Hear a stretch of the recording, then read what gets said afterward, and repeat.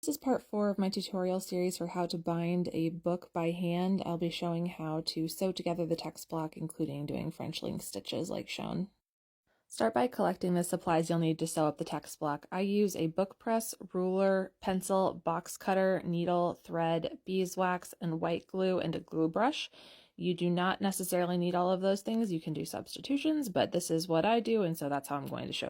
Once you have your supplies, go ahead and pull your folded signatures out of the book press. They should look something like this. You'll also want to take the opportunity to put them back in the right order if, like me, you alternated them. Then we'll go ahead and cut signature holes. I use the method of cutting all of the holes at once as opposed to using an awl to poke holes in individual signatures. So the first thing I do is lay my book press on its side, and then I drop my entire text block down into the book press and let gravity do the work of straightening it. You can also use a ruler or some other straight edge to tap the sides and make sure that they are completely straight. Then, when you're happy with how they're oriented, go ahead and pick up the book press, letting a little bit of the fold stick out, and this is what we are going to cut. Next, you're going to use a pencil and ruler to mark 8 signature holes down the length of your spine.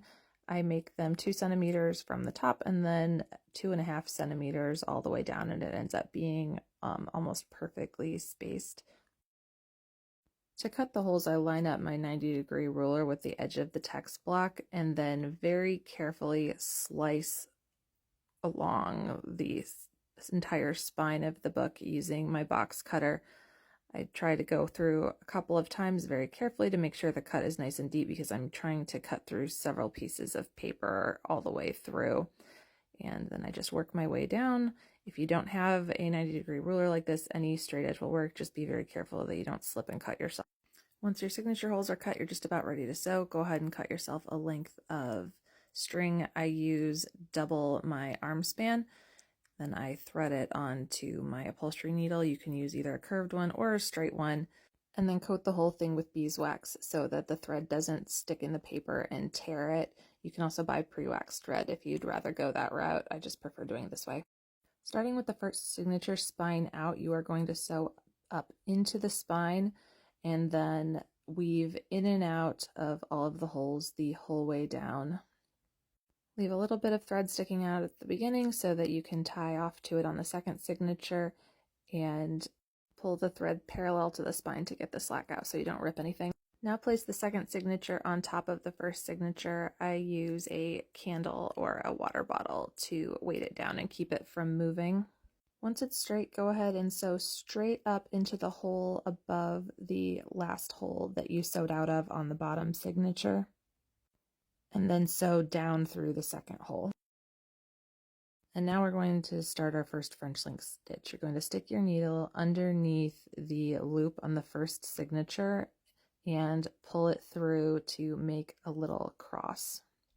And then sew back up into the second signature the same way you were doing before. When you get to the next out hole on the outside of the spine, you're going to do the same thing and loop through the bottom signature string and make another cross, and that's going to be your second French link. And then you'll do the same thing when you get to the third French link. When you get to the last hole, go ahead and tie your working thread to the little tail of a thread that you left out at the bottom of the first signature to lock those two together.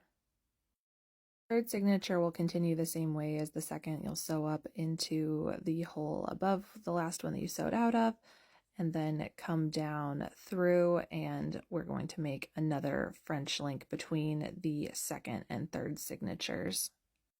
To make this French link, you are only going to link the second and third signature. So you're not going to slide your needle behind the cross. You're going to slide it in next to the cross and only grab the thread for the second signature. This way you will make a new X between the second and third signatures, which will be next to but slightly to the side of your original X between the first and second signatures.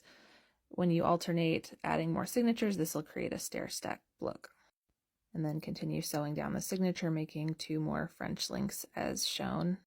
When we get to the end of the third signature, we're going to use a kettle stitch to lock the last holes. To make the kettle stitch, you're going to slide your needle behind the loop between the first and second signatures and pull that through to make a larger loop with the thread. You'll swing the needle back through the loop you just made to make basically a figure 4, and then pull that tight.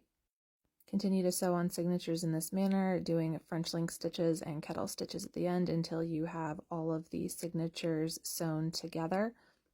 If you run out of thread, don't fret, just go ahead and tie on a new piece of doubled over waxed thread and continue sewing. Once everything is sewn together, go ahead and trim off your excess thread on both sides. And it will be time to go back in the press for gluing. Once again, let gravity do some of the work for you and drop these signatures straight down into the press. And now it's finally time for some PVA glue. I run a bead directly down the spine, and then I use my silicone brush to make sure that it is spread out evenly and filling in all of the signature holes. If you don't have a silicone brush, you can also use a paintbrush or glue brush or even your finger. I just like these because it's easy to clean up. Once this is dry, you will be ready to move on to part 5, which will be adding on end papers and finishing your text block.